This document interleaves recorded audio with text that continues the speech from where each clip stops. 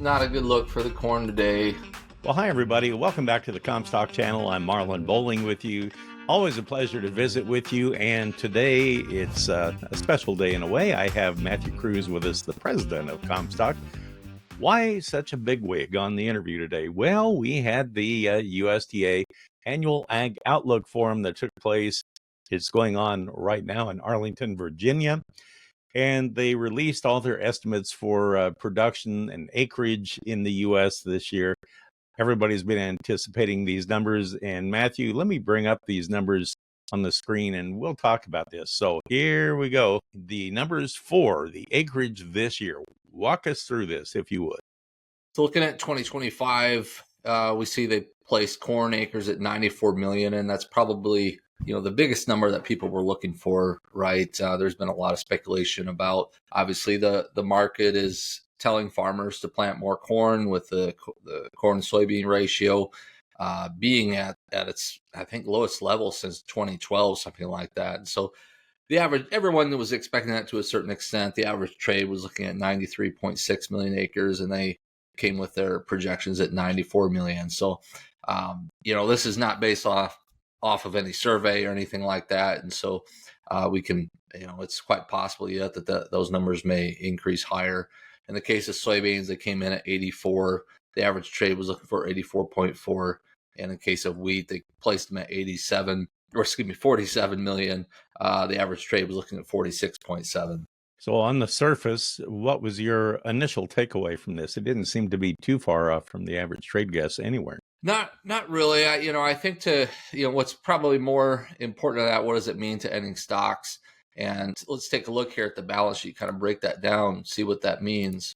Put that in the placeholder at 94 million. They harvested acres at 86.1. I think a big point of debate is what yield to use, and this was not any surprise. They're using 181 as their overall yield. I think a lot of people would contest that. Now, doesn't say that we can't do it. I think we could do it, but considering that we're probably going to be planning to get to these higher acres numbers, we're going to be planning on some of those fringe acres that we know don't have near as high a trendline yield. And it also, as we've learned last year, we had pretty good weather last year overall in the grain belt, and we still didn't get above 180. And so, I wish that the USDA would change their methodology and maybe use last year's yield as a placeholder to start from. And then as the season progresses and we think that the season is going well, maybe change that and bump it up higher. But this is what they come with, and so this is what the trade is working off of. You kind of see what using last year's carry in of 1.54 billion bushels, that could still move lower yet. If our demand is still strong, exports are strong, we could see that drop to 1.5. Looking at then we can play with the numbers here on demand side of things.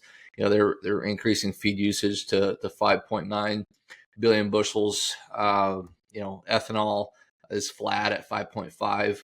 Ethanol demand has been strong, but they're kind of at a place right now where they're not making much money. I think the numbers that I've seen, that Illinois ethanol plants are probably break even, and in the case of Iowa, they're probably underwater, to be honest. And so no real issues there. Exports, they were a little bit more modest, 2.4 billion, but a big part of this is going to be what's going to happen with tariffs, right? If we start, slapping tariffs on Mexico, which, we're getting all sorts of information on that this morning, right? They're going to do it March 4th. No, it's going to be in April, but, it hasn't gone away. And so, anyway, you come with, you put all that on there and you're looking at an ending carryover of 1.96 billion bushels, which definitely leans bearish, compared to where we're at for this year. And so now you can play around with the numbers. You say, now we're only going to get a yield of 179. Well, that starts to improve things in terms of ending stocks. But, if you say, okay, we're going to have a problem with tariffs and things like that, exports aren't going to be as strong, maybe we want to reduce that to 2.2 billion bushels. And so you're right back to 1.9. But so it's it's not doom and gloom. We, remember last year we started out at a lot higher level. I mean, we're at 2.2, 2.3 billion bushels, I think, in early estimates, and look where we're at, 1.5. And so, you kind of have to take this with a grain of salt to a certain extent. These numbers can change very easily. We could still see, wouldn't surprise me if we got up to 95 million acres, something like that. But might be looking at a little bit lower yield. And so a lot of it, is still going to come down to weather and whatnot. In the case of soybeans, that was, honestly, to me, it was neutral to slightly positive, and that's why you're seeing soybeans trading up this morning. They placed the planted acres at 84, yield at 52.5, and again, you could argue that, well, we're reducing our acres, and so we should be able to produce a little bit more than, on those remaining acres. And so, but there's still some, it's still a tough national yield to reach. But that's what the USDA has come with, 52.5. Crush numbers, I think are, are fair. I don't have any real issue there. Again, with the exports, they're looking for higher exports. And, if we, pick fights with China and other parts of the world, is it fair to use increased export numbers? But the ending stocks they come with are actually 320 million bushels, which is less than the last two seasons. And so, and when you look at it that way, it's actually a slightly friendly update. Now that doesn't mean beans are going to go back in the teens, back into $12 or $13, but we'll just kind of have to see. But it could get interesting, if you get if you use the same yield as last year, what happens? Well, now we drop down to just making that change. We drop down to 170 million bushels, and that's when things really get interesting. But again, that could get offset through weaker exports, things like that. But so a lot of stuff can change. You got to start someplace, right? And that's kind of what where we're at here. So in the case of wheat, wheat's getting killed today. Down 20 cents here at one point. They came in a little bit higher than what the average trade was looking for. The average trade was at 46.7. They came in at 47 million acres. Yield came at 50.1.